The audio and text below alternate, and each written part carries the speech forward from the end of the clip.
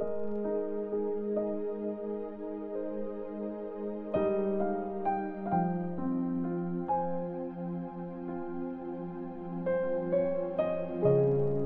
chapter 1. Ang preaching ni John the Baptist. Ito ang magandang balita tungkol kay Jesus Christ, ang Son of God. Nagsimula ito gaya ng sinulat ni Prophet Isaiah. Sabi ng Diyos, "Papadala ko ang aking messenger. Mauuna siya sa iyo para ihanda ang dadaanan mo." Siya yung boses na sumisigaw sa desert at nagsasabing, "Ihanda niyo at ituwid ang dadaanan ng Panginoon."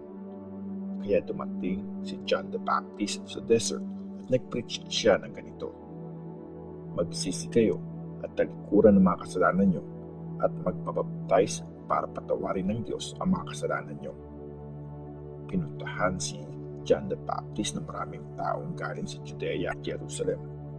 Inamin nila ang mga kasalanan nila at nagpabaptize sila kay John sa Jordan River. Ang damit ni John ay gawa sa balahibo ng camel.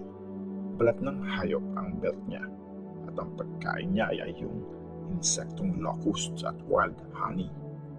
Pinrich niya, "May darating pa na mas makapangyarihan sa akin. Di ko nga deserve na yumuko at tanggalin ang sandals niya. Pinabaptize ko kayo sa tubig, pero ipabaptize niya kayo sa Holy Spirit." Binaptize si Jesus. Dumating si Jesus galing sa Nazareth, isang lugar sa Galilee, at binaptize siya ni John sa Jordan River. Pagkaahon ni Jesus sa tubig, nakita niyang pumukas ang langit at bumaba sa kanya ang Holy Spirit na parang kalapati. Isang boses na galing din sa langit ang nagsabing, "Ikaw ang minamahal kong anak na nagpapasaya sa akin." Si Jesus at si Satan. Pagkatapos, pinapunta agad ng Espiritu si Jesus sa desert at 40 days siyang nandun. Tinukso siya doon ni Satan. Maraming mabangis na hayop doon, pero tinulungan siya ng mga angels. Ang simula ng ministry ni Jesus. Nung inaresto si John, pumunta si Jesus sa Galilee at nag-preach ng magandang balita galing sa Diyos. Sabi niya, "Ito na ang panahon, malapit na dumating ang kaharian ng Diyos. Magsisi kayo at talikuran ng mga kasalanan niyo at maniwala sa magandang balita." Ang pagpili ni Jesus sa 4 na mangingisda. Habang naglalakad si Jesus sa tabi ng Lake Galilee, nakita niya ang magkapatid na mangingisda, sina Simon at Andrew. Nangingisda sila noon sa lake gamit ang lambat. Sinabi ni Jesus sa kanila, "Sumunod kayo sa akin at tuturuan ko kayong mangisda."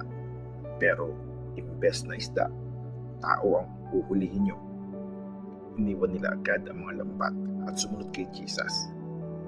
Hindi pa siya nakakalayo ay nakita ni Jesus ang magkapatid na sina James at John, mga anak ni Zebedee.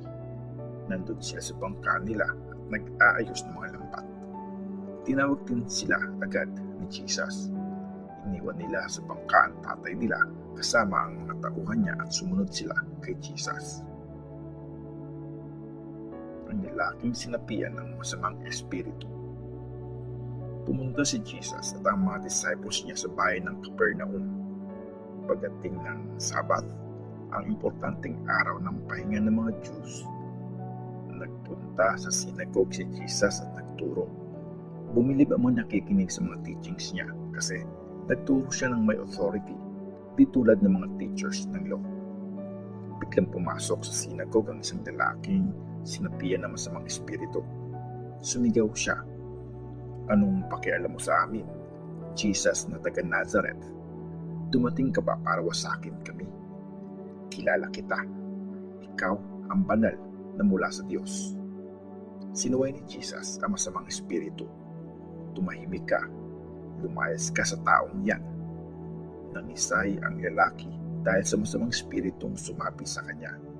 Tapos sumisigaw na lumabas ang masamang espiritu galing sa lalaki. Pumilib ang mga nakakita at nagtanungan sila. Ano to? Bagong teaching? May kapangyarihan siyang utusan ang mga masamang espiritu at sumusunod sila. Dahil sa nangyari, naging sikat si Jesus sa buong Galilee. Pinagaling ni Jesus ang maraming tao. Lumabas si Jesus sa synagogue kasama sina James at John at pumunta sila sa bahay ni Simon at Andrew. Pagdating nila doon, sinabi agad kay Jesus na nakahiga at nilalagnat ang biyenan ni Simon. Nilapitan siya ni Jesus, hinawakan sa kamay at inalalayang bumangon. Nawala ang lagnat niya at naghanda siya ng pagkain para sa kanila. Nung gabing yun, dinala kay Jesus ang mga may sakit at ang taong sinapian ng demonyo. Nagpunta ang buong bayan sa harap ng bahay. Pinagaling ni Jesus ang maraming taong may iba't ibang sakit at pinalayas niya ang mga demonyo. Hindi niya pinayagang magsalita ang mga demonyo kasi kilala siya ng mga ito. Ang pagpipreach ni Jesus sa Galilee. Kinabukasan, nung madaling araw, bumangon na si Jesus at pumunta sa isang liblib na lugar para mag-pray.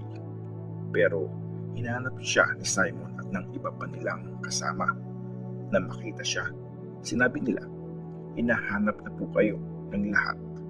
Pero sumagot si Jesus, "Pumunta tayo sa ibang bayan para makapag-preach din ako doon ng magandang balita. Ito ang misyon ko." Nag-ikot siya sa buong Galilee at nag-preach siya sa mga synagogue at nagpalaya siya ng mga demonyo. Ang pagpapagaling ni Jesus sa lalaking may ketong. Lumapit kay Jesus ang isang taong may ketong, tapos lumuhod ito at nagmakaawa. "Kung gugustuhin niyo po, pwede niyo akong pagalingin." Naawa si Jesus sa kanya kaya hinawakan niya ito at sinabi, "Oo, gusto ko. Gumaling ka." Gumaling nga ang lalaki at nawala agad ang ketong niya. Mahigpit siyang pinagpilinan ni Jesus at pinaalis na siya agad. Sinabi sa kanya, "Huwag na huwag mo tong sasabihin kahit kanino. Punta ka sa priest at magpatingin. Tapos, mag-offer ka ng sacrifice gaya ng utos ni Moses para patunayan sa mga tao na gumaling ka na nga." Pero ikinuwento pa rin ng lalaki sa mga tao na pinagaling siya ni Jesus, kaya nahirapang pumunta si Jesus sa ibang bayan. Dahil dito, sa mga di mataong lugar na lang siya nagstay. Kaya lang, pinuntahan pa din siya doon ng mga tao na galing sa iba't ibang lugar.